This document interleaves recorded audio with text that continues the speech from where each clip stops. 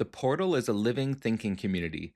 Becoming a member of the portal gives you access to 4 live events every month, but more importantly, an opportunity to learn how to think with others, to learn with online creators and para academics, and to develop your own capacity as a philosopher. Becoming a member of the portal also gives you access to the history of our recordings, as well as discount access on past and future courses. This year, members also get exclusive access to the Slovenian School Reading Group, as well as the year-long course focused on Deleuze and analysis. To learn more or to sign up, visit philosophyportal.online. Welcome to another philosophical conversation. My name's Cadell Last, and I'm here today with Mladen Dolar. For anyone who's been following my channel, Mladen Dolar will not need a serious introduction. You will have read his work, but for formalities, I will say he is a Slovenian philosopher, psychoanalyst, cultural theorist, as well as a film critic. He has been teaching at the University of Ljubljana since 1982, and his main fields of expertise are in the philosophy of Hegel, as well as French structuralism. He is also the author of several books, including A Voice and Nothing More, which we are currently organizing a reading group around at the portal, as well as his more recently released book, Rumors. So welcome to the podcast, Mladen. It's great to have a chance to talk to you, and we're going to dive deeply here into the history of the Slovenian school and the party troika. So maybe starting here, we could just start with you as a philosopher and dive into your history. What were your original theoretical interests and motivations when you first started getting into philosophy? Well, Cadell, thank you very much for this invitation. It's a great pleasure to be part of this project of yours, which is awe-inspiring.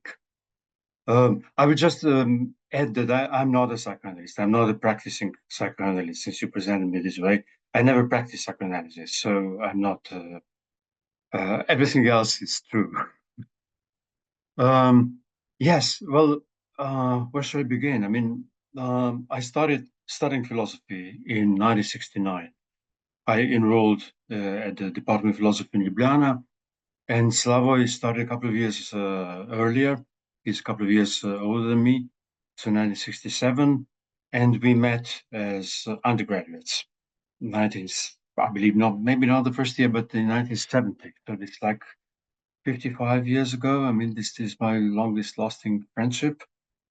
And we've been since 1970. We've been in contacts all the time, and in discussion, in conversation, exchanging texts, working together, collaborating. So it's like more than half a century. And maybe the first thing to say is not just about my personal interest, but about the time when I enrolled in philosophy studies. And this was 1 year after May 68 in France, which was, the major event defining our whole generation. And it's not just May 68 in France. I mean, it is a shorthand for a number of things that went on at the time. And one must remember this was the year of the assassination of Martin Luther King, a year after the assassination of Che Guevara.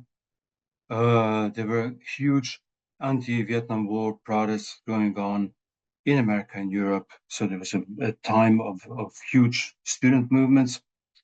The time of the occupation of Czechoslovakia by the USSR. And culturally, this was the time of Woodstock, of rock music, of flower power, and also the Democratic Convention, the Chicago 7 trial, etc. So it was a very explosive time, and there was a time also of artistic avant-gardes and the time of sexual revolution. So it was like a boiling pot. The whole generation lived through this. It looked like a time of an enormous opening, and everything seemed to be possible suddenly. And one lived in this kind of idea that radical change is around the corner, revolution might be around the corner.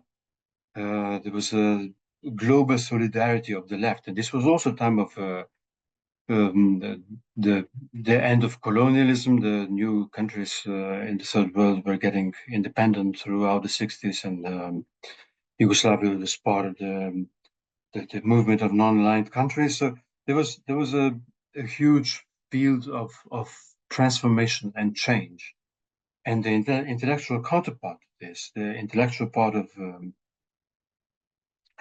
this mind-opening era, there were two currents. There was on the one hand the Frankfurt School, which was strong and alive and going in huge ways, defining also the general platform of the student movements. I mean, the Marcuse, Adorno was still alive. Adorno died in 1970, I believe. Marcuse, Habermas, I mean, a lot of people in on the Frankfurt boat. And then at the same time, there was a structuralism happening in France at that time. And these revolutionary books, the very transformative works were published every year. In 1965, you have Reading the Capital, Althusser. You have in 1966, you have Lacan published Decree, and then you have Derrida publishing in 67, I believe, Grammatology and other things. You have Deleuze.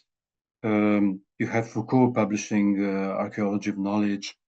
You have the piece on ideology by Althusser in 1970. So there was a huge production in France. It was kind of difficult to see how all these things hang together. I mean, what is structuralism? Why would people like Levi-Strauss, who is an anthropologist, Lacan, who is a psychoanalyst, Althusser, who is a Marxist, Foucault, who is a historian, and then the linguists, Benveniste and Jacobson, etc., why would they form a current, a philosophical current? I mean, it was difficult to figure out at that point what is the narrative, what is the story. And so this was one of our main preoccupations, and the intellectual influence that we had at the time were came from these two sources: Frankfurt School on the one hand, and structuralism, which was happening live on the other hand. And I should add that Yugoslavia was a peculiar kind of country because it was a socialist country, but it was not part of the Eastern Bloc. So in 1948, after the Second World War, Tito and Stalin split. So it was a non-Stalinist, anti-Stalinist socialist country. And of course, as a socialist country, Marxism was promoted in all departments of philosophy as the official kind of philosophy. But it was basically a Frankfurt School kind of Marxism. So critical Marxism was very much opposed to the whole Stalinist kind of Marxist thought. So what we learned at the university, our professors were basically roughly in various ways linked to the Frankfurt School background. So this was what we got at the university. At the same time, our professors were completely baffled by structuralism. They couldn't quite make sense of it. And they were basically puzzled and very much opposed to Althusser because this was the anti-humanist, anti-Frankfurt School kind of Marxism. And they couldn't quite figure out how to handle this. And basically, if they knew anything about structuralism, it was Althusser because this was the field. He stepped on the field of Marxism, and they didn't like it at all. So, for the general inspiration, this is the background. I mean, the sort of Yep. global background of revolutionary movements at the time, the cultural background of avant-garde and well, sexual revolution and an opening and intellectual opening with Frankfurt School and structuralism. Basically, this is the kind of atmosphere in which I was formed, and this friendship with Slavoj was very much imbued by this. Yeah, it's a fascinating background, and I just want to start off by just expressing how I feel like the time in which I'm coming into my own philosophical cognition and maturity is in many ways the opposite of the time that you describe in the sense of 1968, where there's this explosive, enormous opening of possibilities. I feel like today we're very much in a feeling of closure. Nothing is possible. It's more of a mind closing era in many ways. I think people are overwhelmed by by the world and just want to create little bubbles and enclosures. And there's all sorts of different crazy examples I could give of stuff that's going on in that direction, but it's in many ways this opposite time. And I even feel like the way you're describing the complexity of the French theory that you're tarrying with at this moment, from Althusser, Lacan, Foucault, Deleuze, Derrida, a lot of this theory I feel like is in the pop culture and in the general intellectual discussions often scapegoated, seen as some sort of boogeyman, seen as some sort of enemy at the gate, like the French theorists are coming, like it really can get this kind of vibe to it, which is strange. And I want to know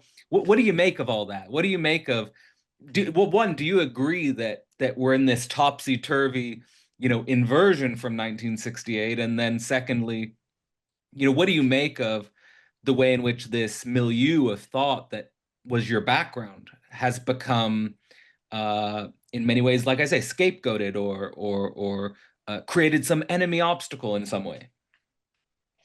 Yes, well, first, the way you described the closure, it feels like the story of my life. I mean, to have started with a moment of an opening where all the possibilities were there, and 50 years later to be stuck with the present state of the world, where it seems that the emancipatory theory is seriously stuck or doesn't know what the hell what to do. What is the critical theory? Where are we?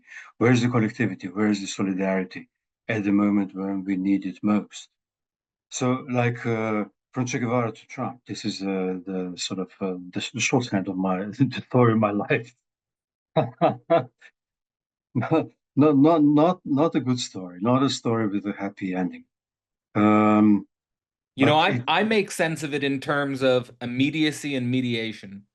That there was an immediacy, an explosion of openness, an explosion of possibility, and then in the mediation of it, we're finding this crazy inversion. And Slava will talk about being in a topsy-turvy world and things like this. I kind of try and approach it through that lens.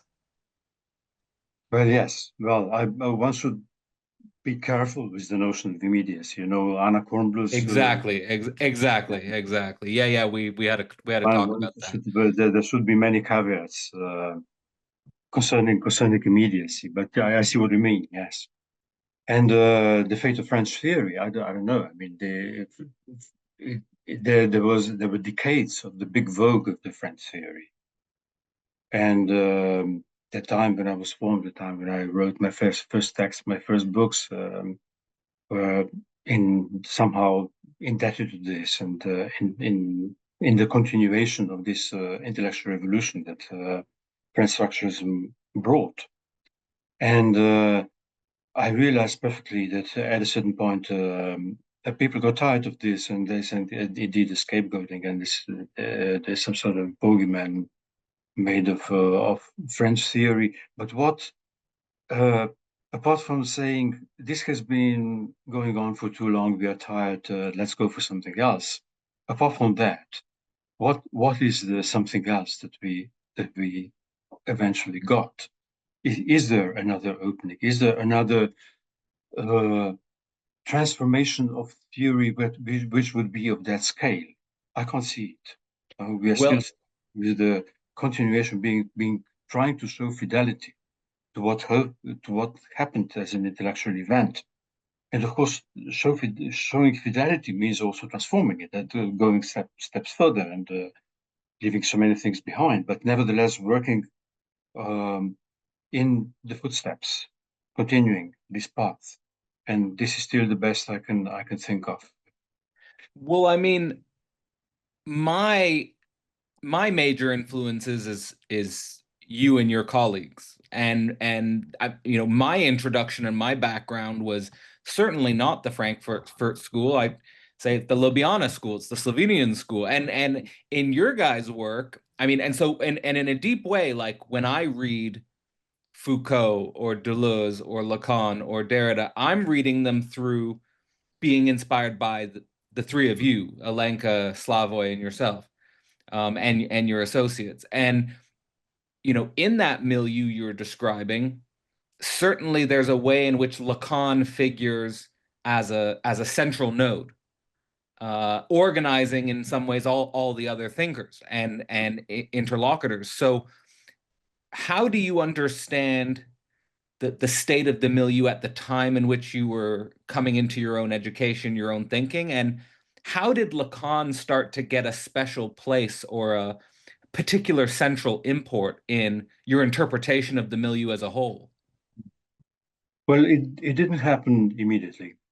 I think in the beginning of the 70s, there was a group of people. I mean, Alenka came later.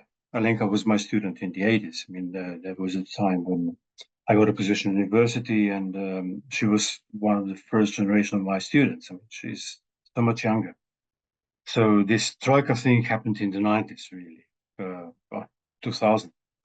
Um, we were a group of young theoreticians in Ljubljana and meeting regularly and trying to figure this out throughout the 70s. And took years and years to to see that maybe Lacan's story is the one that leads the furthest in all this intellectual boiling pot of French theory. And Slavoj was really brilliant in that. I think he published his well, we have slightly different trajectories because he published already his bachelor thesis as a booklet, and this was on Heidegger at Heidegger and Derrida, basically, in 1972, I believe. But then after that, he published a book. I mean, this was the subject of his MA thesis, was the theoretical and practical impact of French structuralism. And I think at that time, looking back now, 50 years back, I don't think that anyone at that time anywhere could uh, piece together this narrative, how these people fit together, and what is the narrative, and why is Lacan's theory the one that goes the furthest. I don't think that anyone at that time globally could see this as clearly as Slavoj did in his 75 book, and possibly with the only exception of Fred Jameson, with whom we became great friends afterwards. I mean, but the Prison House of Language, it was the first attempt in the English-speaking world of figuring out what this story is of structuralism. So it took a while. It took a while, and um, maybe I should add that I spoke about the student movement, the 68 being inspired by 68, and then there was a big student movement in Ljubljana in 71, and I was very much at the core of this, and the slogan was at the time May 68 in Paris, May 71 in Ljubljana. So we saw ourselves as the part and parcel of this global thing, which is extraordinary for the backwaters of Ljubljana. It's a small place. Yugoslavia was not on the global map in this sense. But yes, we saw each other. We saw ourselves as part of a global story already at the time.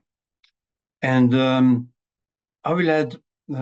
I must add the relation to Frankfurt School because it's important for our trajectory, but in, not so much for the immediate influence, but for something that became the defining factor of this Ljubljana school, which is the Hegelian legacy.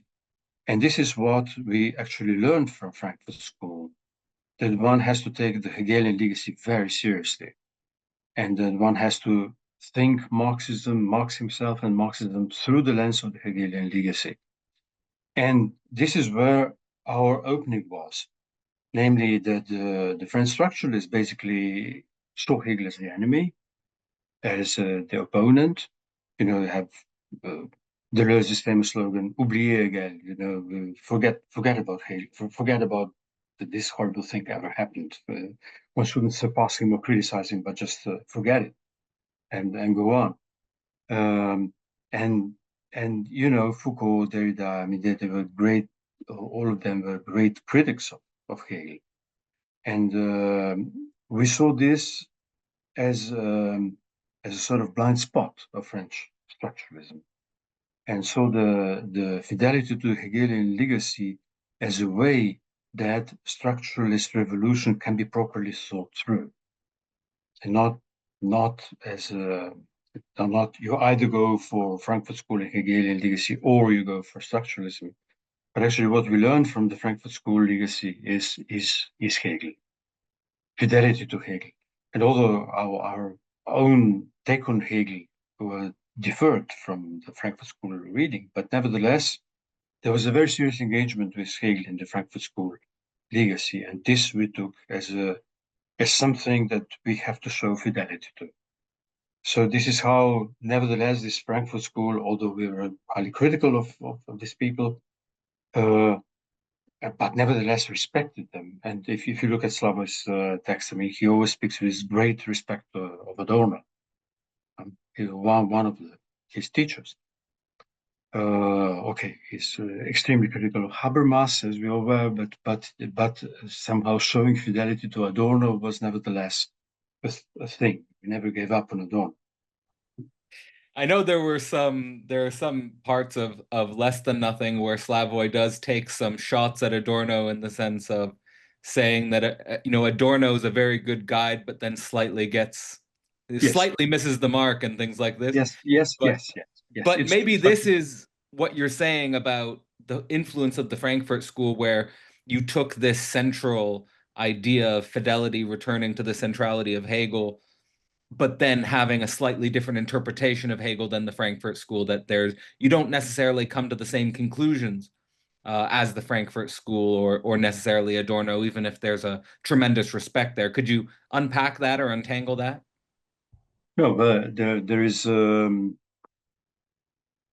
Frankfurt School. There's both an enormous respect for Hegel, and but at the same time, Hegel is seen as someone who didn't go far enough, who opened the gate of negativity, so to speak, but in the end closed it.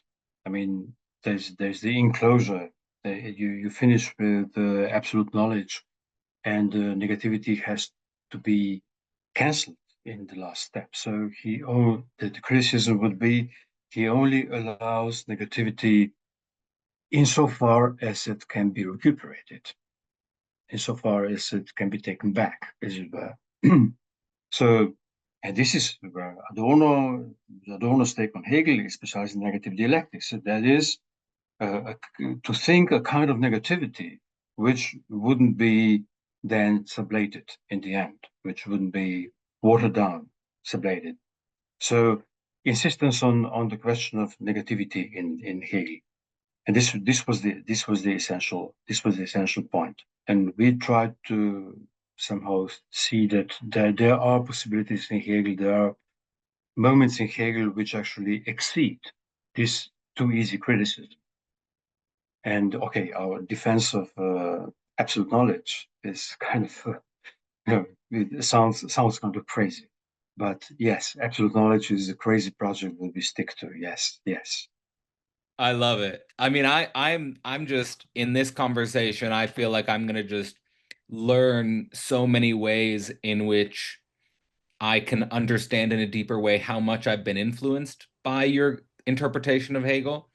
But absolutely, I mean, the whole idea of absolute knowledge as an enclosure from negativity is absolutely the opposite of the way you guys develop the understanding of absolute knowledge. Also, the interpretations from the science of logic and also interpretations of the philosophy of right with warring states. There's a certain explosive negativity in Hegel, which you guys really bring to the surface. And I think that that's Also a really important piece of this puzzle.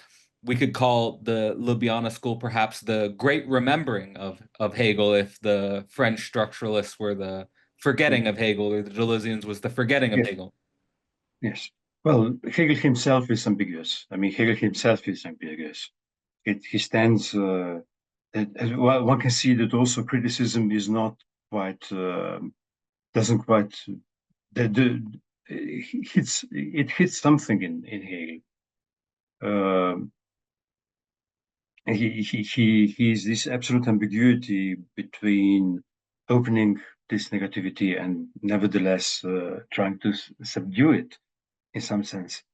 But the one person who was very much engaged with Hegel, and this is now the paradoxical part of this story, is in the French structuralist trajectory. It was Lacan. I mean, because Lacan was formed by following the course of Kojève in the 30s in Paris, and it really left extremely deep marks in his work, the engagement with Hegel, and you can see that the question of master and slave was formative for him, and even okay in the early days, the desire of the other, etc. And in the later days, the idea of the theory of the four discourses is still based on the metrics of a certain reading of master and slave. Um, so you can see that Lacan was the odd one out in relation to the other structuralist theorists. But there is this deep striking Hegel in him.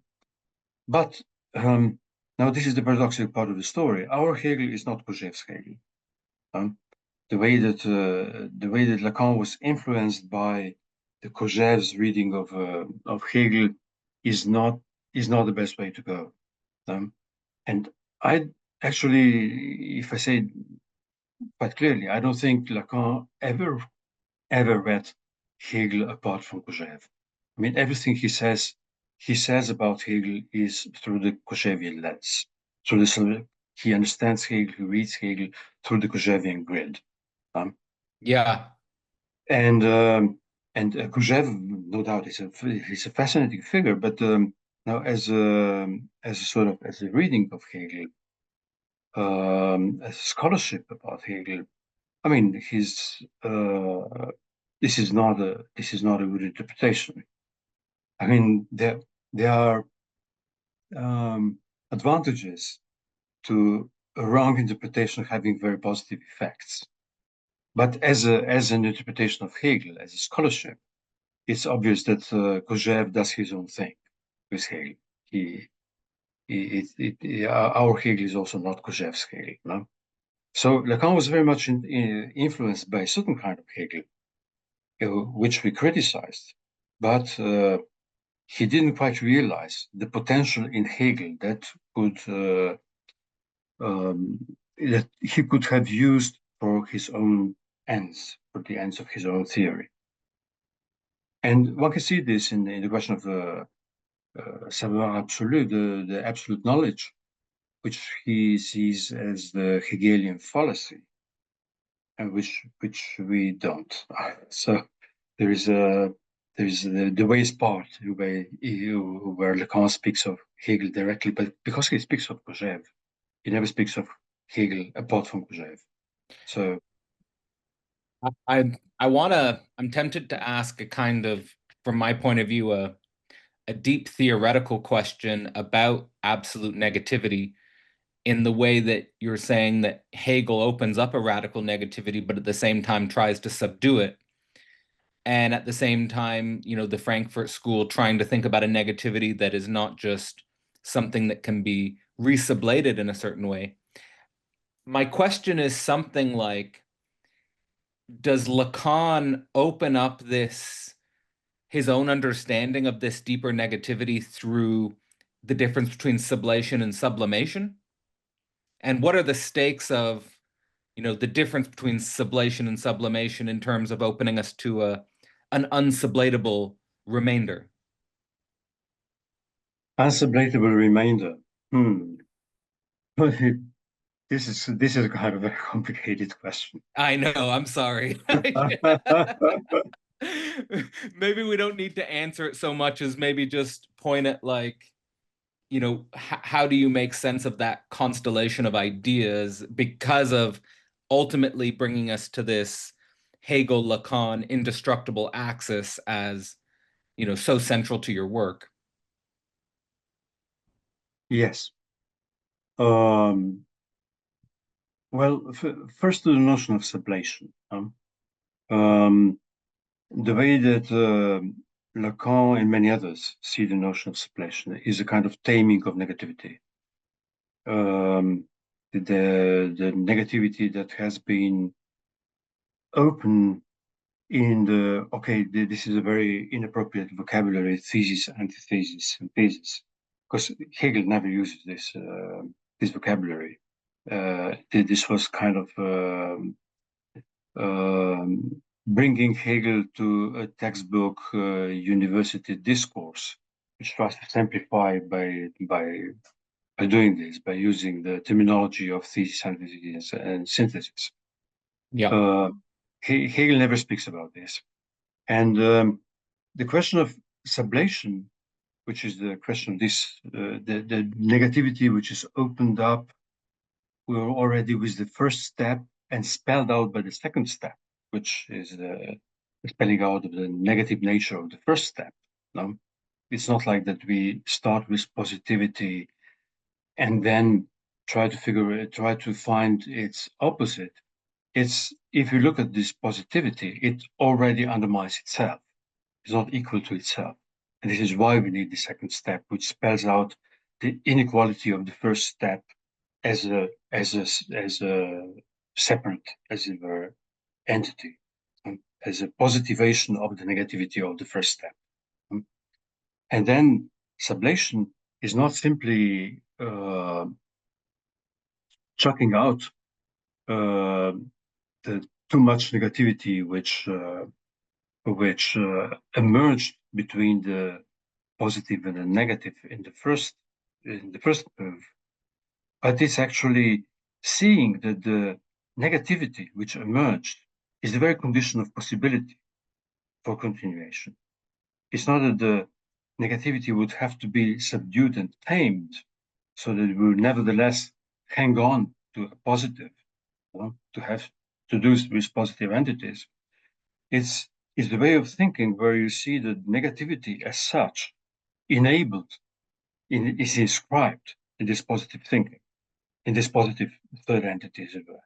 So it's a question of seeing negativity either as something that is dangerous and has to be subdued, or on the other hand, seeing negativity as something which is productive, which is a productive force, which is a productive force underlying any positive process of development. So sublation is not like subduing negativity, but affirming subjectivity, negativity as the condition of possibility, as a condition of possibility of thought.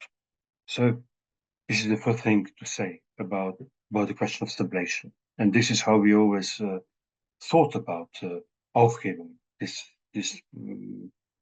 multi plurivocal strange Hegelian word. So can I take liberties here, and this is what's coming to my mind, and you tell me if I'm off base or whatever, is that it's not so much that in sublation and in Hegel he's trying to subdue negativity, so much as that Hegel is trying to teach us how to think with negativity, how Yeah, to work with negativity. It's not subduing it, it's no, no, fully exactly, embracing, accepting exactly, it. exactly. This is why I use this word, this Kantian word, well, the condition of possibility. That negativity is actually the condition of possibility for positive entities. It's not, it's not like if we want to have positive entities, let's keep negativity in check. And then from there, can we then say that the whole transcendental schema and the subjective a priori going on in Kant's work is yet another way in which philosophy tries to avoid working with negativity, and that Yes. Hegel brings this out? No, yes, yes, yes. I would absolutely agree with this. I don't think Hegel is a transcendentalist. Um, it's not That's like super first important. let's try to figure out the transcendental level of condition, the possibility of anything, and then we start thinking. No, no, we start thinking, and the moment we Yeah, start thinking, yeah, yeah. there's too much negativity actually, which enters in. It can't be kept in check, and one has to work with it. One has to see it as a positive driving force. Negativity is a positive driving force in any way. And this is well also the question of we briefly touched upon the question of immediacy, and so it's any immediacy needs to be mediated. The moment you look at it, it falls apart. You know, there has to be any identity falls apart. And this is Hegel's brilliant criticism, the very notion of identity. I mean, if you say identity like Fichte, A equals A, Hegel's response is okay. How many A's do you see? I mean, A has to has to differ from itself. It has to split in order to come to identity at all, which means that any identity is based on a split. Um, it's based on the fact that A doesn't coincide with A. So you can say A equals A only on the basis that A doesn't. Um, it's a split A. The moment you speak about identity, okay, this is one simple way of how Hegel introduces negativity into the most self-evident Aristotelian notion of identity. I mean, the first law of logic is the principle of identity. And Hegel, well, sees the immediate contradiction there. I And think it's this absolutely central core, which I see your school as and your work as pulling out, and it's I think people are going hysterical today about this without going into the technical details of A equals A and the split in identity. What I mean is people are going hysterical because they're looking for some non-contradictory identity in which yeah, their identity cannot be based on a split. They don't want to, they see the identity based on a split as the negativity, but they can't see it as positive. no, no, okay. I mean, speaking about identity, whether A equals A, it sounds very speculative and abstract, etc. But I believe it has, in the end, it has political consequences. The whole question of identity Absolutely. politics. It undermines the whole question of identity politics. And Absolutely. the one anecdote I like a lot is that Hegel, at the age of 30, he defended his PhD thesis in Jena. He had to get a PhD very quickly in order to get a position in Jena, and he presented a thesis on the orbits of the planets. I mean, that's something off, really. But for the defense of his thesis, for the viva, he had to prepare like 10 theses, which would be then debated during the viva. And this all happened in Latin.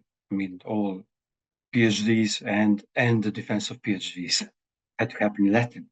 And the first thesis that he prepared, and this is a relatively young lad, but at his PhD defense, the first thesis he prepared in Latin was Contradictias regula veri, non contradictio falsi. Contradiction is the rule of truth, non-contradiction of the false. So with the very first thesis, he sort of, this young lad takes on the whole Aristotelian tradition. It takes one sentence to see, look, only what contradicts itself can be true. The basic Aristotelian, the stance of the whole logical tradition is the principle of non-contradiction. I mean, something can't be A and non-A at the same time. And Hegel, with the very first thesis, very simple first thesis, says, well, only if you have A and non-A at the same time, there's a moment of truth. Uh, only this touches upon truth. And I like this a lot because it's a very simple way to see how Hegel immediately, before he became Hegel, this is 7 years before phenomenology, etc., he saw his way. Uh, he saw his way, which was profoundly anti-Aristotelian.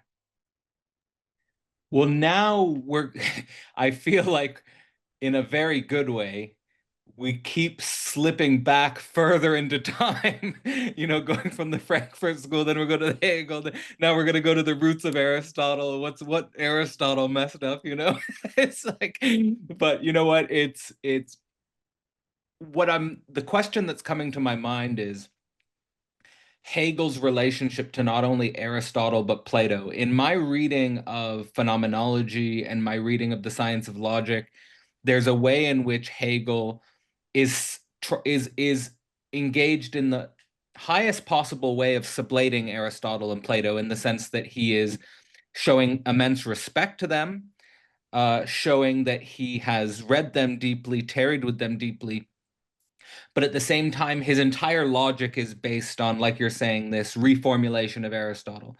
There's a way in which there are certain lines that Hegel says about Plato where he's rethinking the entire structure of the forms. He's rethinking the entire structure of the idea. And in many ways, I see his project as kind of trying to lift Aristotle and Plato into the modern world. To what extent does your project and the Slovenian school project sort of take on that as well? Take on that idea of we need to lift an Aristotle and a Plato into the modern world, into the contradiction of identity, into the split subjectivity. Hmm. So Hegel had immense respect for both Plato and Aristotle, and despite his, I think, deeply anti-Aristotelian stance, he nevertheless espoused Aristotle as the great, incredible compound of thought that one has to address at all time. And I would say that in Kant, you have this idea. Kant writes this transcendental logic. I mean, part of the critique of pure reason is the biggest part is the transcendental logic, and there he introduces this by saying, since Aristotle, the logic didn't progress. I mean, it is unchanged. Okay, there were Yeah. technical additions, and I mean, there was amelioration, and they put in 2,000 years since Aristotle and more people systematized this. But basically, uh, logic was born complete as sort of springing out of Aristotle's head as Athena from Zeus's head. The completely in armor. The logic has no history. This is Kant, and you can see that the history of logic, in some sense, begins with Hegel's logic, you know, because this is a completely overturning the very concept of logic and what logic should be, and taking the very roots of logic as uh, a highly problematic commonsensical insight, and at the core of this. And of course, yes, one has to continue to work. Hegel then tried to incorporate everything in Aristotle into his logic, but on a completely different background. So suddenly, after Kant, logic starts to have a history, starts to have a very different kind of history. Um, it's not like let's forget about logic because it's stuck with these premises. It's right. One has to rewrite the whole project of logic. It's a magnificent project, and one has to rewrite it. Um, and and yes, you can see with Lacan, he was a great reader of Plato. He was a great reader of Aristotle. He uses Aristotle ever so much. There's a whole thesis by somebody called Châtelineau, I believe. I mean, this is a PhD thesis, Lacan and Aristotle. I mean, on just on Lacan's use of Aristotle, and you can see that there are massive. It's massive. He engaged with all different sides, facets of Aristotelian thought, and you can see his use of Plato. And well, on the one hand, you have the Symposium and the very close reading of Symposium in the Seminar on Transference. But the one thing I really want to point out is he's taking up the Plato's dialogue Parmenides, which is the most convoluted, the most complicated of all Plato's texts, and where you can Absolutely. see Plato being pushed to his limits. I mean, this is the most abstract, abstruse sort of dialogue. We have just the question of being and one the two most abstract philosophical concepts, and trying to figure out how they hang together, being and one. I mean, and you have nine hypotheses trying to see various ways that can be combined. And Lacan thought that this is the closest that the tradition, the philosophical tradition, ever came to his thought in some sense. Plato's Parmenides was already, everything was already there. And Hegel in phenomenology calls Plato's Parmenides größte Meisterwerk, the greatest achievement Yes. of Greek thought, you know. Yes. Um, so there is this. There is, and I believe, well, going to Parmenides is something that Plato's Parmenides is something that can push us far. I've written a text on this, on commentaries on Plato's Parmenides and how this leads to Lacan. I mean, this was like 20 years ago. I think it's So, called In Parmenidem Parvi Commentari. It has a sort of Latin title. well, I want to say that there are immense gems in your academic work, and I'm completely indebted to a lot of your thought on these topics. So, the ones that have influenced me the most, including your commentary on Parmenides, I'll leave a link in the description if people also want to investigate these texts for yourself. But we kind of have now drifted from the whole original influence of the Frankfurt School and the French milieu.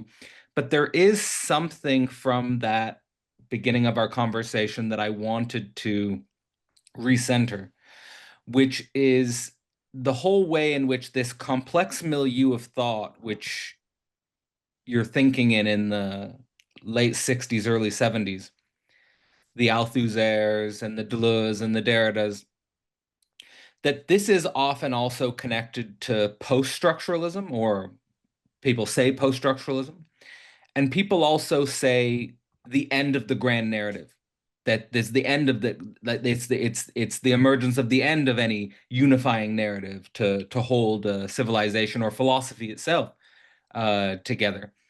And what I was paying attention to when you were explaining your relationship to these theories was that you were talking about your work in the 70s as trying to piece together a story, that the story had not been pieced together. And that from piecing it together, Lacan comes out as central. So it seems like this is another crucial thread in what becomes the Ljubljana school for me, which is you have this deconstruction of grand narratives on the one side, but then you have the term that I've always taken from Less Than Nothing is the indestructible point of reference, almost beyond deconstruction.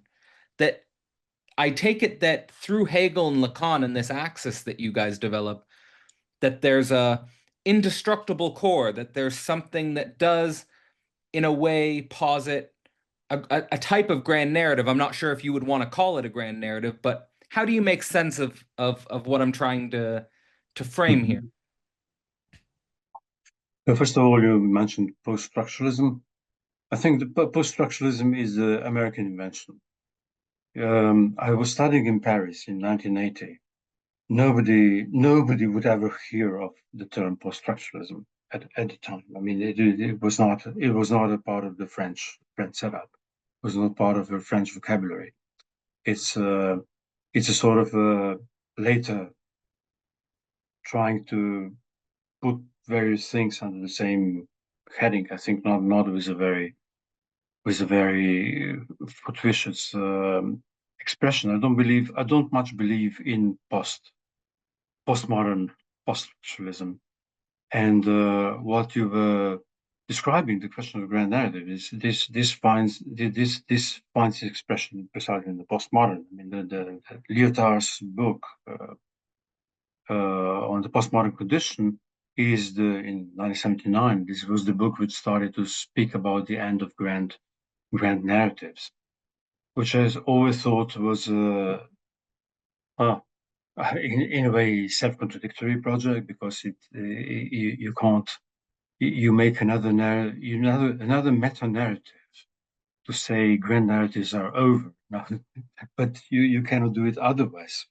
But except for presenting your own meta narrative, which then finishes the narratives up to now. And I would say now we are in a plurality of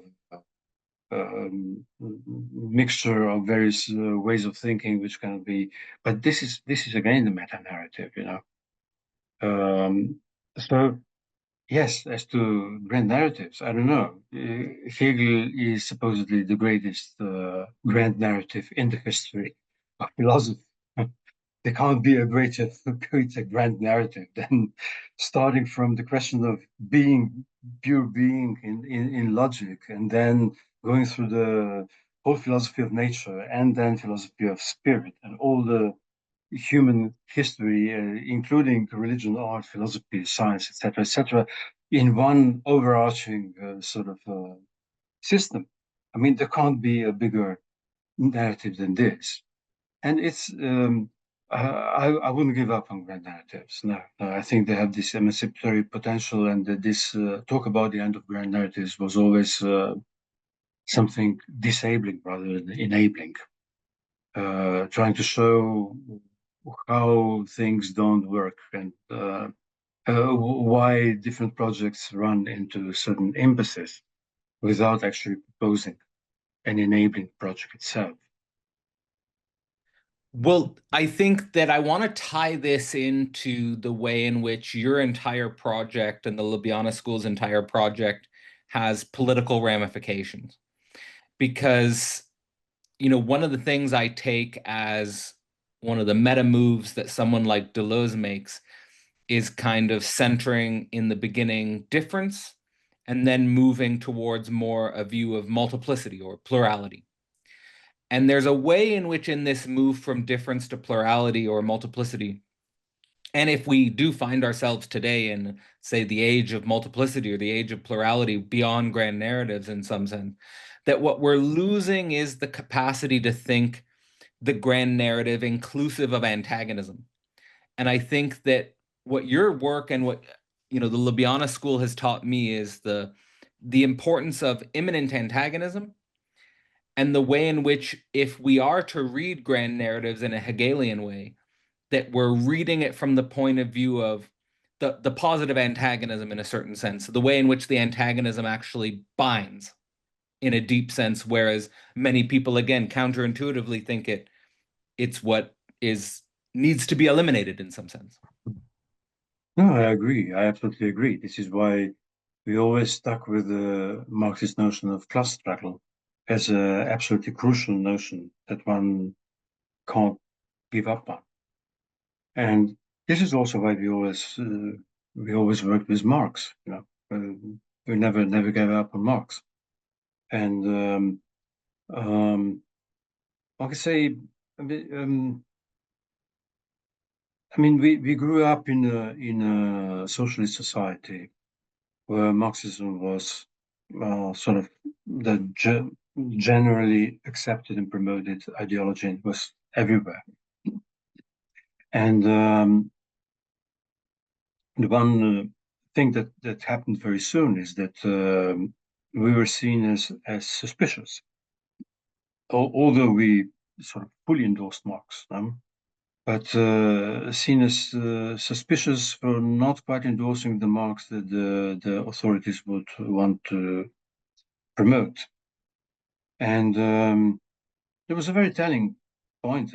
I mean, we're shifting here between the historical narrative of the development of Ljubljana School and the very grand sort of speculative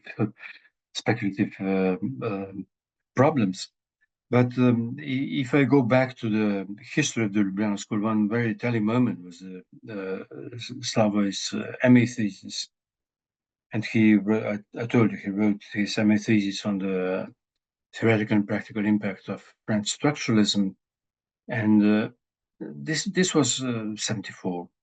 And Slavoj was seen as, of course, he was seen as this absolutely brilliant guy who deserves a place at the university, and he was promised a place at the university in Ljubljana. But then his MA thesis was rejected, and it was not rejected because of some incompetence or whatever failures of dealing with its topic, which is French structuralism, and there everybody sort of acknowledged his superior knowledge about this and expertise. It was rejected because of his suspicious relation to problematic relation to Marxism. And he was forced to write an appendix to the MA thesis if it was to be submitted and defended, where he would explain his relation to Marxism. So it was only after that that he eventually got his MA thesis, could go to the point of the oral defense.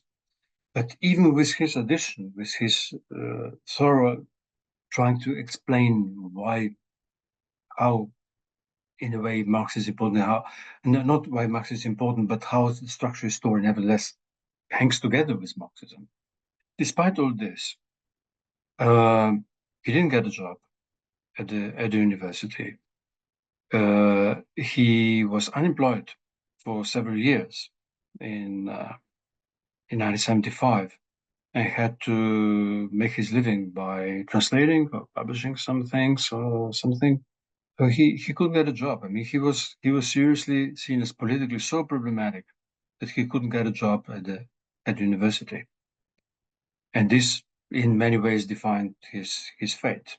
Now, this criticism of the official Marxism of taking a different kind of track And in could you go into detail about what was at stake in these differences? What was he saying about Marxism that was so offensive to the authorities of the day? Well, this goes again to a very sort of theoretical point, because how to place all this structuralist endeavor, multifaceted endeavor, in relation to Marxism? Because what structuralists seem to be saying is this is a theory of culture. It's basically a theory of culture. It deals with language. It deals with the structures, elementary structures of kinship. It started with the promotion of the symbolic. Let's say the very sort of inadequate, but Yep. sort of description that it was taken at that time is the promotion of the symbolic as opposed to the real material forces which stem from production and labor. And Marxism should be based on the idea that labor production, material production is the basis of everything. And then you have the superstructure, which can be, which then structuralism somehow deals with, but without taking into account the materialist perspective of production. This would be the basic criticism. So that structuralism is moving in a sort of idealist direction because it doesn't see the the, the proper foundation in economic basis and in labor, the structure of labor, and hence the critique of political economy as the clue to whatever view of society, domination, etc., etc. No? So this was the basic reproach, that not taking into account the very basic assets of Marxism. And Slav's response to this, it was a brilliant response. I mean, he didn't simply, he didn't simply assert his own position, but found places in Marx and in Engels where they speak about the dual nation of production. If you look at Engels's the origin of family, private property, and the state, I think is the title of the text. There, Engels starts by saying, from the materialist point of view, material production is the basis of everything. But this production is dual. It has two sides. One side is the production of goods, labor, and the other side is production of men, the production of the human.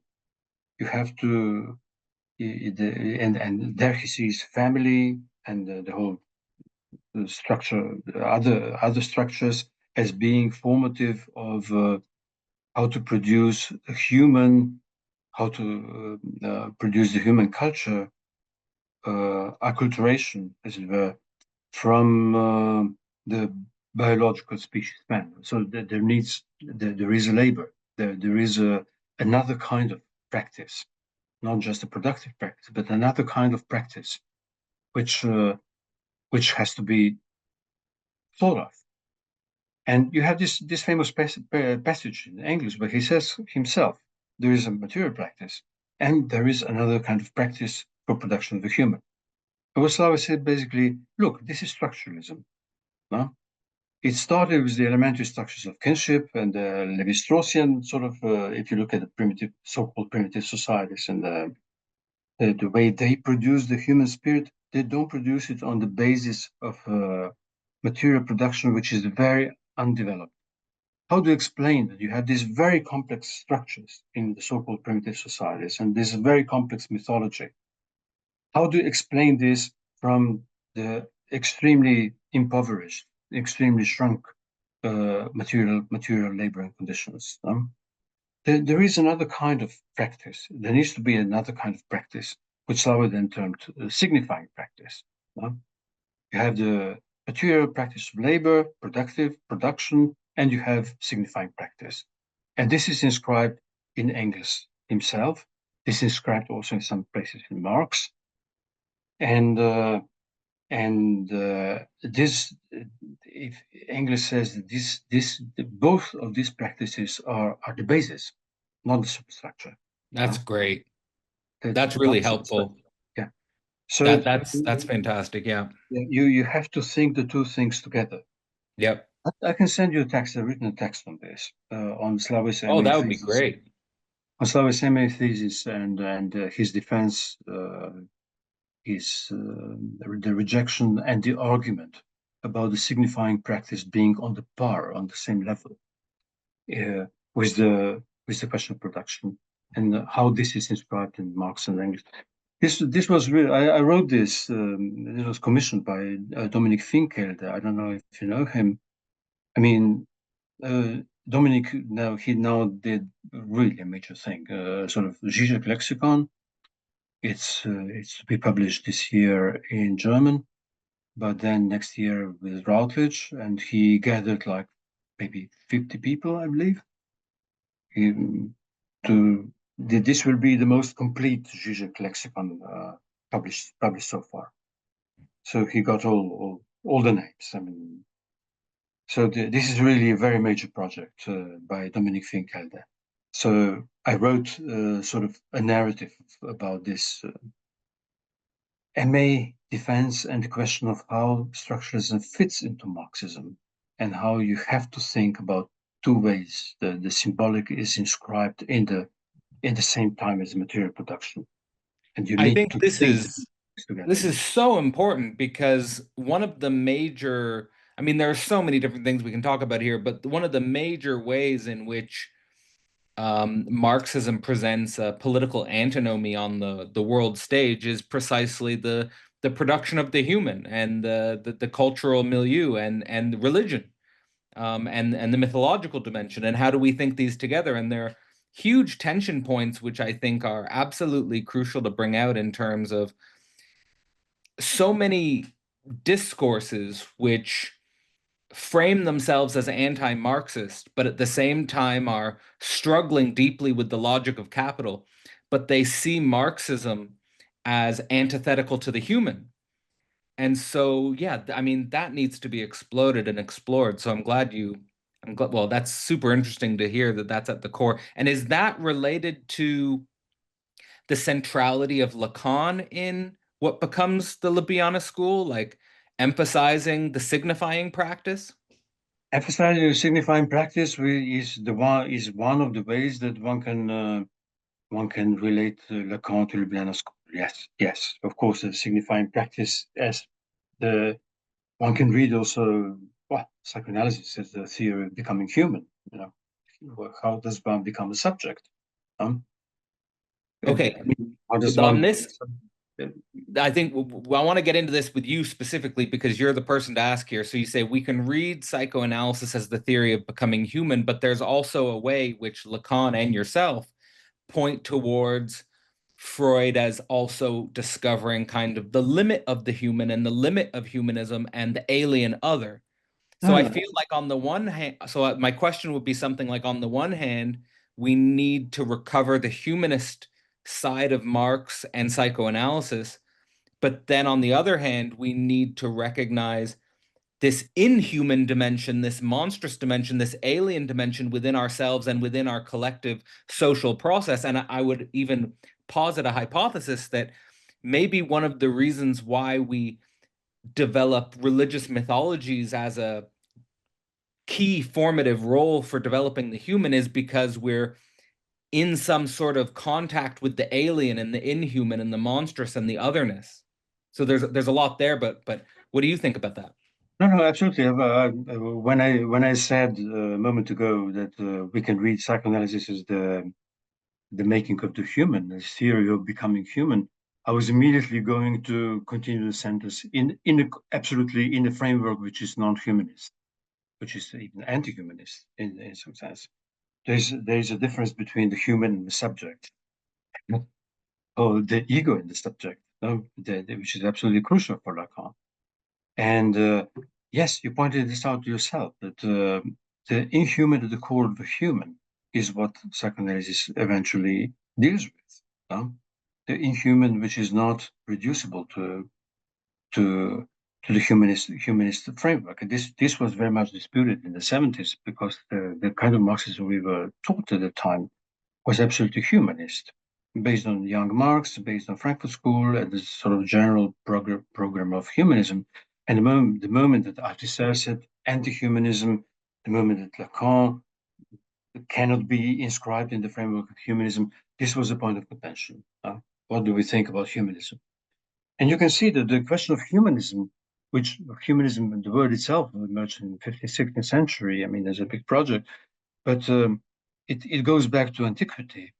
And you have two sources which appear at the same time. And one source is Protagoras, with the man is the measure of all things. This would be, the Protagoras, the famous sentence, as it were, which could read as a sort of program of humanism. Man is the measure of all things. But at the same time, you have in Sophocles in Antigone, the chorus, the choir says, there are many terrible things in the world, but the most terrible of all is human. Now, so you have this the unheimlich, the uncanny core of the human, and one should read the one sentence with the other already in antiquity. Read this famous line from Antigone together with Protagoras. Um, the universality of human as being the measure and the condition of the inhuman kernel of the human as being at the core of the whole thing. And this is why, yeah. I mean, if one wants to make a very short introduction to psychoanalysis, which I sometimes have to do, I take Freud's text of the uncanny as a sort of, it is a text which is user friendly and which very quickly leads to the question of the inhuman kernel. And there is, of course, you also started the question of alienation. I mean, this was a very basic split. at the time. I mean, why we were seen as dangerous. Because in Frankfurt School, of course, alienation is the thing to be overcome. In Lacan, alienation is the basis of subjectivity. No? A sort of indestructible alienation is only conditions the very possibility of the subject. The only subject because of alienation. So this is completely two different views of alienation, which were conflicting, which were non-irreconcilable. I just want to state here, like in the unity of our conversation, what I'm taking and what I'm thinking is in the same way that we kind of worked through the Ljubljana school's reinterpretation of Hegel as teaching us to learn to work with and think with negativity, we could say that the Lacanian school is trying to get us to learn and think with alienation, or Yes, learn to maybe not is think the right word? Learn to be with alienation. Maybe is it on that level? yes, yes. To see alienation as again a sort of conditional possibility rather than an obstacle which one has to overcome in order to be human. Yeah, So is this the indestructible core? Is this the indestructible core of Hegel-Lacan axis? Is it learning to think with negativity and learning to be with alienation as the condition of possibility for both being and thinking, for both being human, being with the inhuman core, and being a thinking subject, um, deriving categories from the negativity itself? yes, yes. Well, to put it simply, yes, one could bring this core to this, but again, things get more complicated the moment one starts to expand a bit, because Lacan doesn't say simply just alienation; he says also separation. And the question of separation then brings in the question of the object A, which is again, which is the contentious, the difficult thing. And one of the difficult questions is, that Lacan thought that the object A was his true theoretic invention. And this is the one thing that he thought philosophy cannot deal with. That is outside of the scope of philosophy. And um, the question, which was then asked early on in this development of the Ljubljana school is whether the question of the object of this absolute, the embodiment of negativity in this absolute heterogeneity, whether one can think this within the Hegelian scope. Where are the limits of Hegel? Is this the limit of Hegel? Is this the limit of Hegel that he really cannot possibly address the object of psychoanalysis, which is in the end this object A? And it was Slava and I wrote a couple of books together, and actually a book that we wrote in 1985 was called Hegel and the Object. So it already tried to address this very tricky question. Well, in a certain way, it's everyone, well, many people who have studied Slavoj know that he has this way of just writing the same book again and again.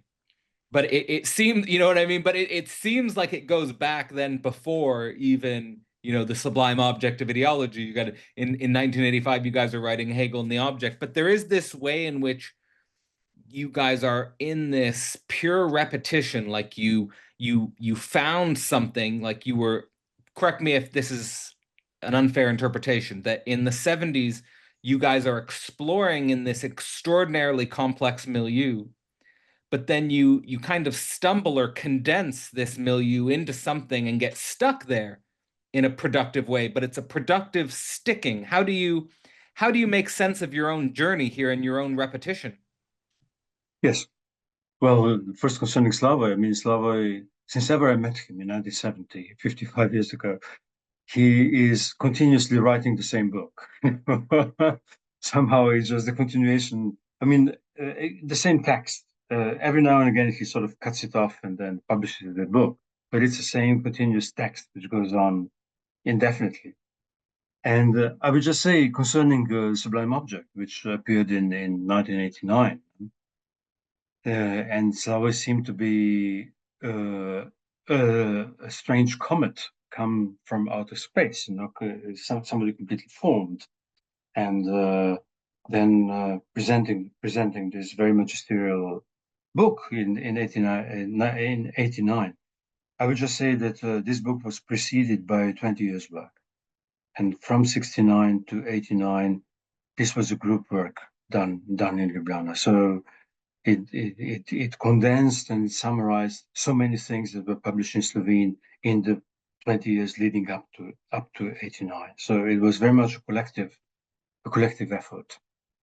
Um, and yes, to the other question, I'm a great believer in repetition. Yes, I mean I have this from Kierkegaard. Maybe the repetition, as Lacan greatly appreciated Kierkegaard as a source of thought on repetition. The repetition being our best chance to produce novelty. And so Exactly. being stuck with repetition is a good thing, I think. Exactly. I think that's one of the things that I'm, again, indebted to both of you so much because there is a way in which people, and I don't know if this is a feature of youth or if it's just our zeitgeist today, but there is this idea that in order to do something new, you have to do something that's never happened before, that's never been thought before. But I think that what you guys have taught so many is that no, just get stuck on just what are you super passionate about? What are you super driven by? What are you transfixed by? Stick to it and just spin around it. And you don't know what will happen, but that's how something new emerges. Yes, yes. Well, I agree with this.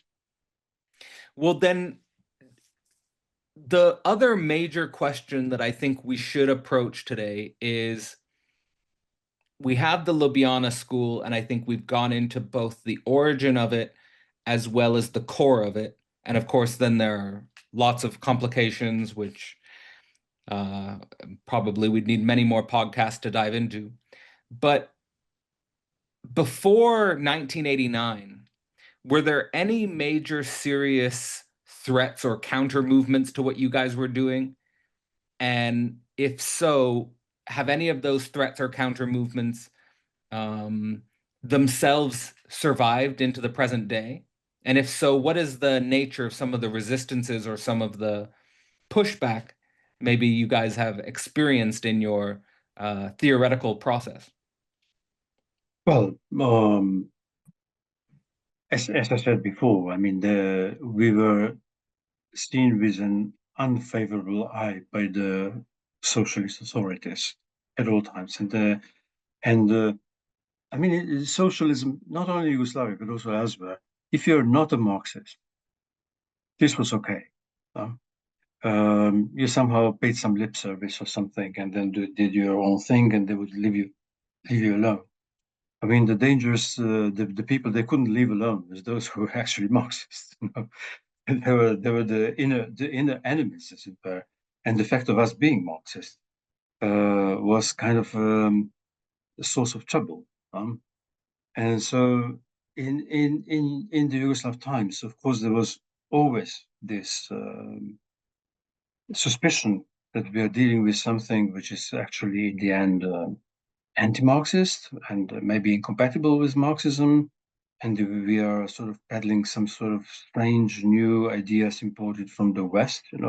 There's always this paranoia in all Eastern Europe.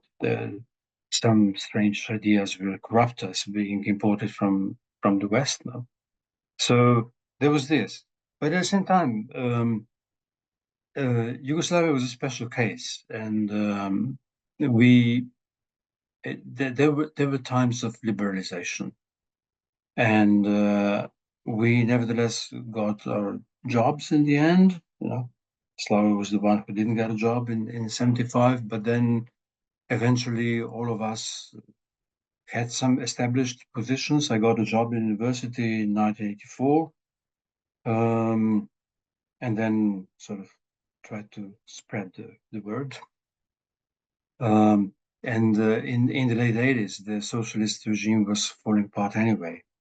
It didn't take itself so seriously anymore and was far more open to other approaches and actually afraid for its own status.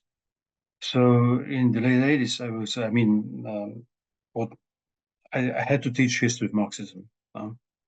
So yes, I did uh, some of this, but there were some years when I came to the classroom that no contemporary Marxism actually, contemporary Marxism was the title of the subject.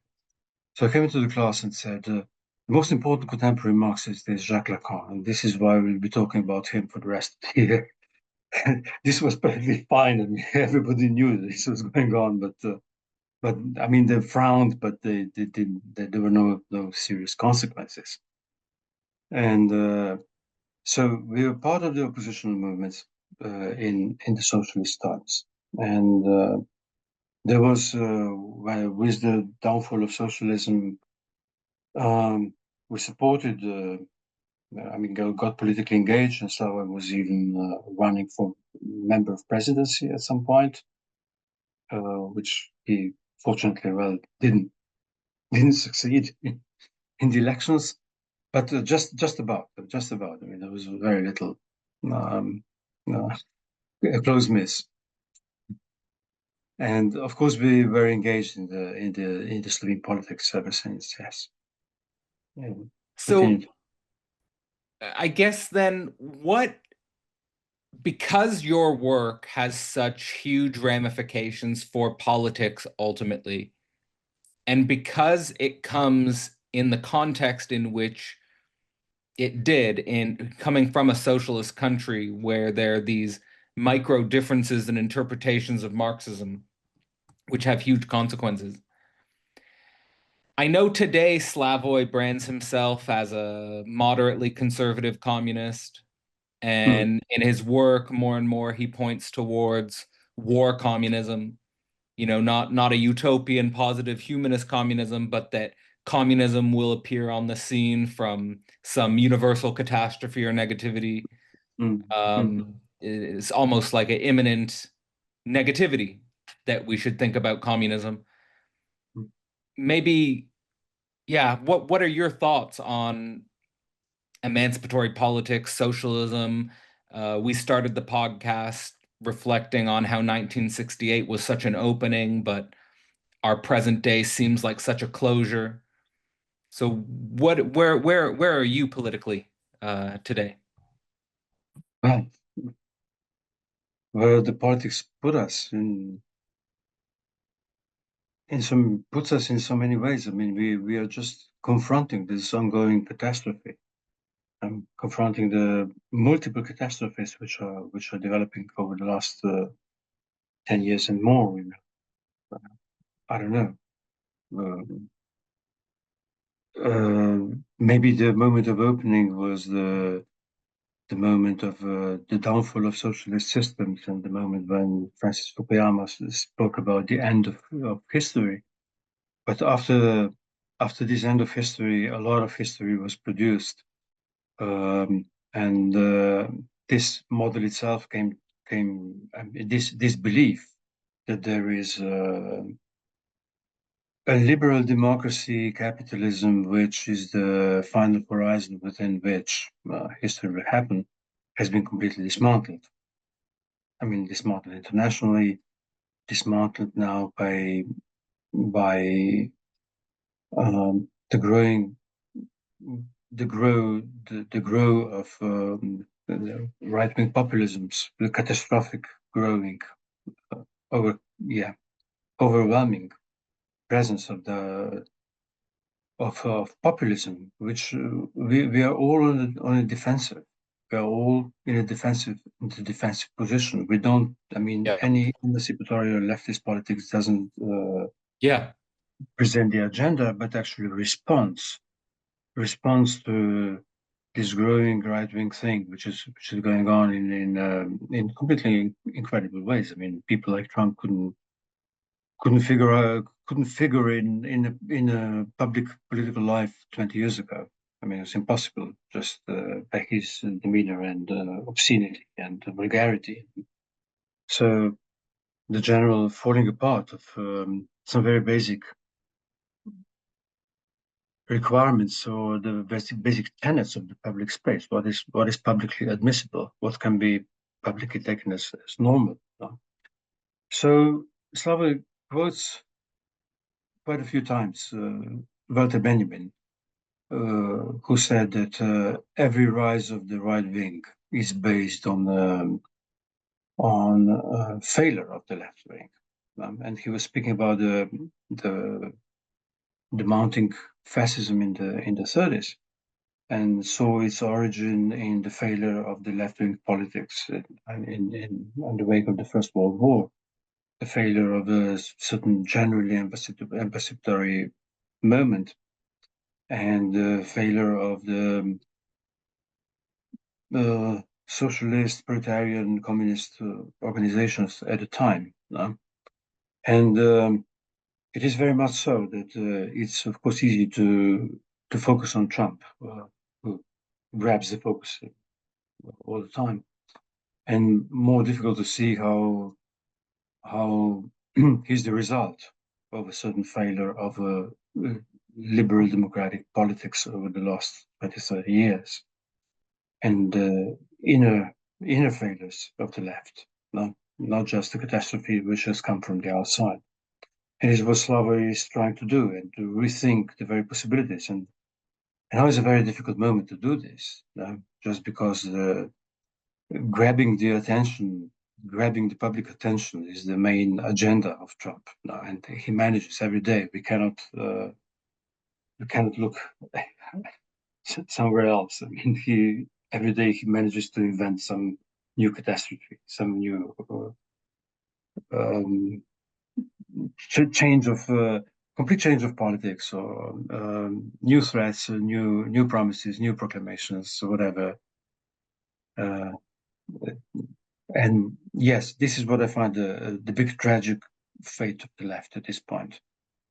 That it doesn't set the agenda at all. It doesn't set the No, agenda. It only no. responds, and only responds in sort of defensive way, and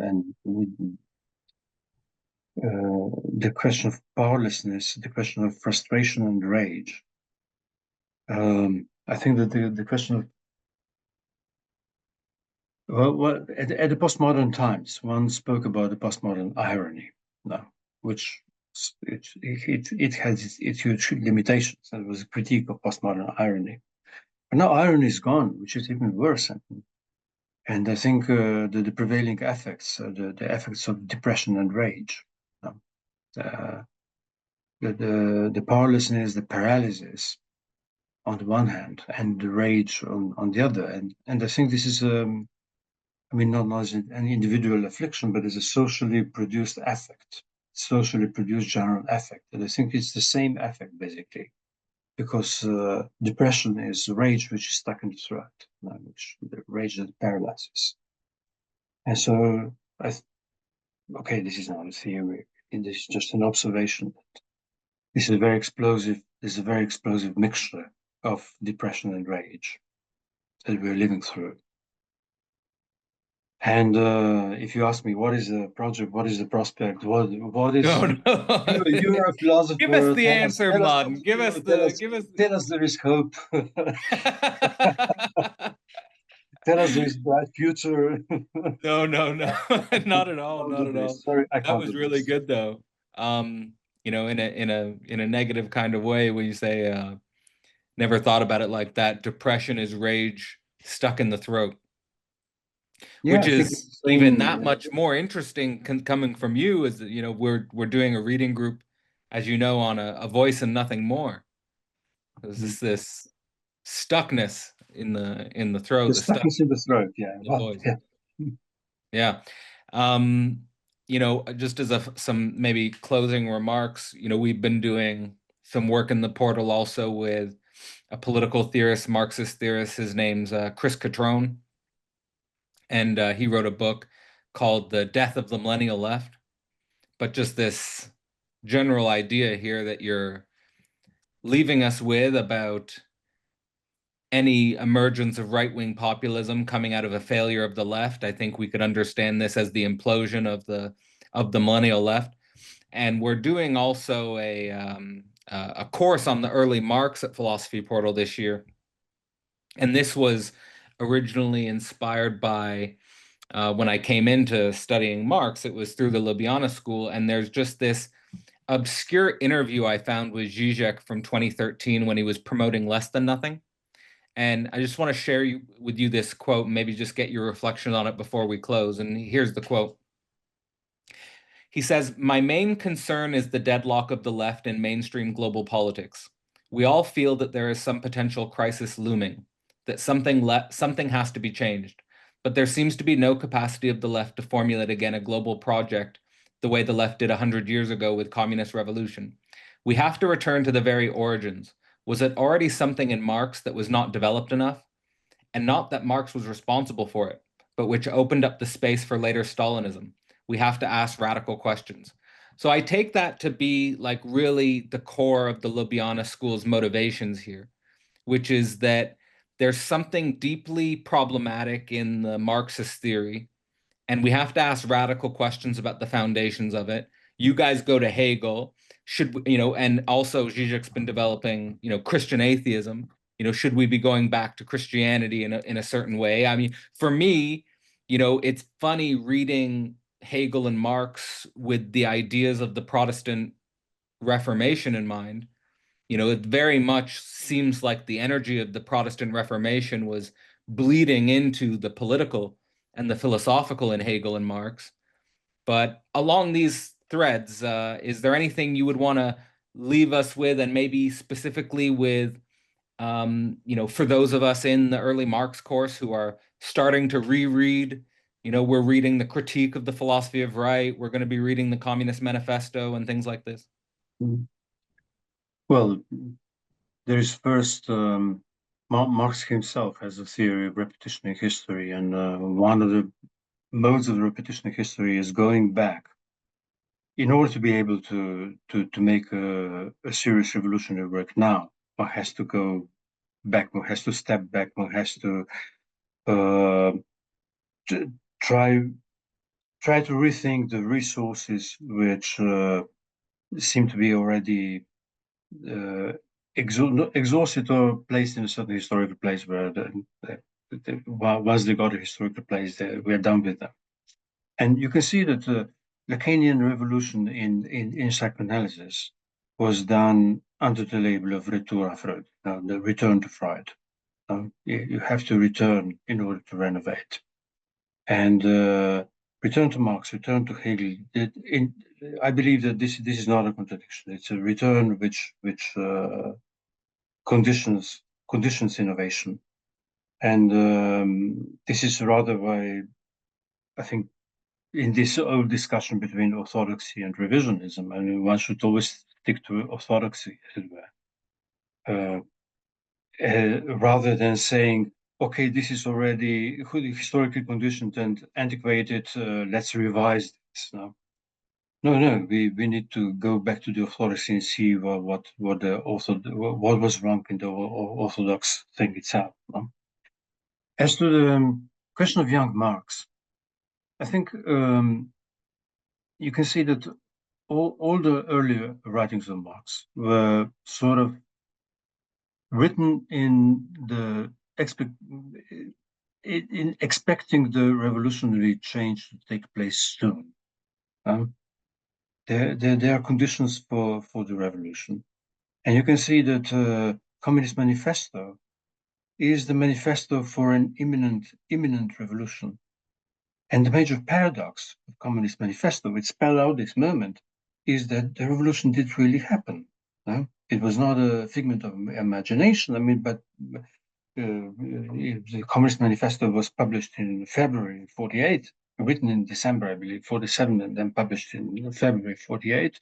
In March 48, you had a revolution in Europe. There was a major revolutionary movement going across Europe. So the Communist Manifesto was published too late to have a serious internal influence on that. But nevertheless, it spelled out that moment. There was a revolutionary moment. There was a will, and there were conditions for summarization. And if you look at Marx's career, you can see that early writings are writings up to 48, up to the revolutionary moment in expectation of this moment, with the hope of this moment to arrive. And then there's a major cut, which is like the revolution happened, but very soon, after a couple of years, it turned sour in many ways. There was a coup d'état of Louis Bonaparte in France. The movement in the Austro-Hungarian Empire was quenched, and so you have this is the beginning of the other marks. The other marks which who realizes that one has to that this is a long process and one has to base oneself on the conscious on a certain consciousness of defeat. The, the one has to take into account this defeat. Why this defeat happened? What were the shortcomings uh, of the movement, for which everything seemed to be in place for it to prosper, to actually come to a certain radical change, transformation at the time in Europe.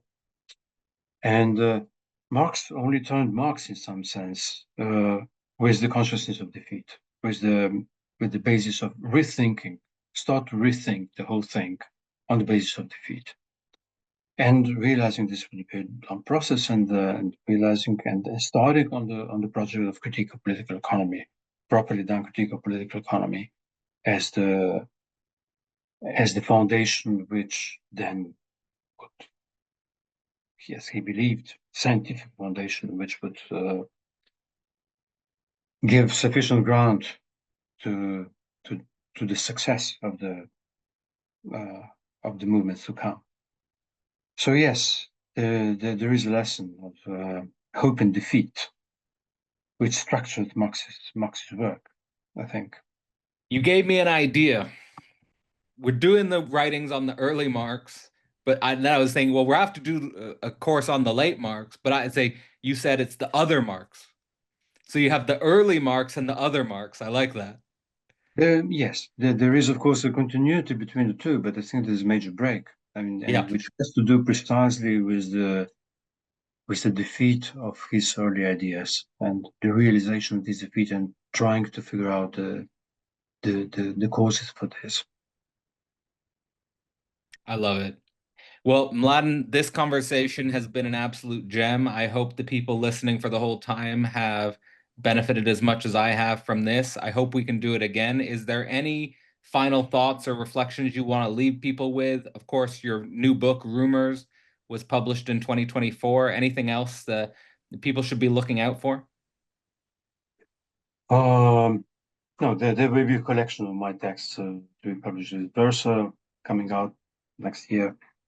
Um, but I mean, do you have any final thoughts? I mean, the condition in all my life, which hasn't been so, which is not so short. So uh, I think the previous year and this year seem to be the blackest years I lived through. Um, Mm. because in the times when I was formed, when I studied, the time of my career, the university, etc., there was the prospect of each next year more things will be possible. The things are nevertheless progressing. That they No, it seems to be getting dark. And now we came to the stage where each next year it gets darker, and That's and right. what can be my final thought? I mean, my final thought would be that uh, with all the gloom, wherever we turn, with all the gloom, it seems that everything's fucked up. I mean, not it's not like.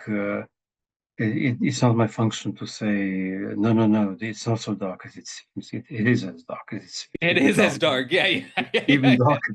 Yeah, But it's even darker, probably. the final thought would be, okay, everything's fucked up. Now let's start. Let's start from there. All right, everyone, it's Mladen Dolar with Cadell Last. Everything's fucked up, but let's give it a go. The portal is a living, thinking community. Becoming a member of the portal gives you access to 4 live events every month, but more importantly, an opportunity to learn how to think with others, to learn with online creators and para academics, and to develop your own capacity as a philosopher. Becoming a member of the portal also gives you access to the history of our recordings, as well as discount access on past and future courses. This year, members also get exclusive access to the Slovenian School Reading Group, as well as the year long course focused on Deleuze and analysis. To learn more or to sign up, visit philosophyportal.online.